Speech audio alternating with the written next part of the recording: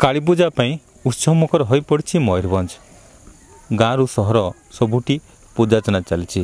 किए मंदिर में पूजा कर तो किए माटी मूर्ति को नहीं पूजा करें अच्छु मयूरभंज जिला अंतर्गत सुकुली ब्लॉक बुढ़ामरा गाँव में एठी माटी मूर्ति बदल में पूजा चलती अंडा को कौन रही परंपरा कौन रही संस्कृति एने आलोचना करवा एने स्थानीय बासिंदा अच्छा जे जो आमर अंडा पूजा कहीं करा जाए कौन रही परंपरा आ काली पूजा विशेषकर यही पूजा कहीं करा जाए आमर जो अंडा पूजा कराऊँ आमर कुडुमी संप्रदायर एटा आमर पूर्वपुरुष गोटे चली आसी तो अंडा पूजा जो दिन करूँ सेटा को आमर गठ पूजा भाव आम कर जोटा गठरे आम गाँव समस्त लोक गाई बलद को तेल देकी आणिकी गठरे समस्ते रुंड कर सारापर से अंडाटी को समस्त गाई बलद को खेदिकी वाद्य जंत्र साहाय्य मड़ा जाए एवं जार गाय कि बलदी से अंडाटी को माड़े आम समस्ते विश्वास करुचे ता घरे लक्ष्मी प्रवेश करुच्ची बोलिकी एवं आमर द्वितीय दिवस पालन करा जाए आमर गो गुहार पूजा जो थे गुहार पूजा कला माने जमती कि गुहार को कौन सी रोग बाहरिया रोग आसीपारनी से विश्वास रखिक आम गुहार आमर पूजा विधि करूँ एवं तृतीय दिन जोटा कि गोरु बंदाण पर्व एवं उक्त दिवस आमर गाई बलद को आमर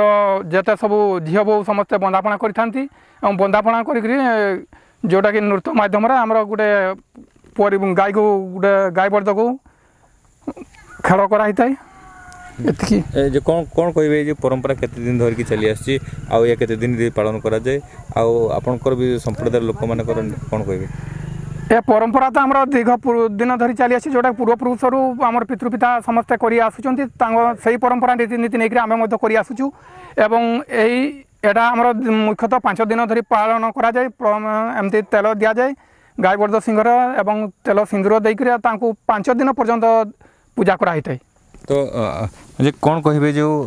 अंडा पूजा कले कौन लाभ मिलता है कौन एक विशेष काली पूजा रे कहीं पूजा करा जाता है अंडा पूजा करा जाए इथिपाई कि हमरो आम अंडा को पूजा कर जाता है इथिपाई जे आम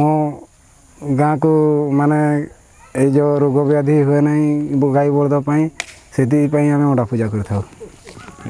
विभिन्न संप्रदायर लोक मैंने